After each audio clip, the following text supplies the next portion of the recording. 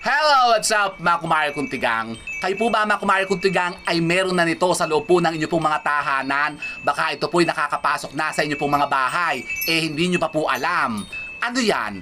Ang anay. Anay? Bakit? Kasi batid nyo po ba ha mga kumare kong tigang na ang anay po ay sumisimbolo po sa pinakamabigat na kamalasan sa buhay? Nako, negative po yan ha mga kumare kong tigang. Malas po yan.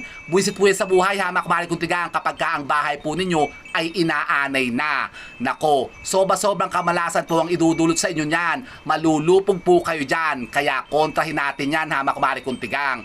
Tanggalin natin sila, lipulin natin sila para ang mga sinasabing daladala nilang mga kamalasan ay makontra natin at maiwasan. Para ang mga kaswertehan naman na magdudulot po sa atin ng positivity ay makapasok sa loob po ng ating bahay.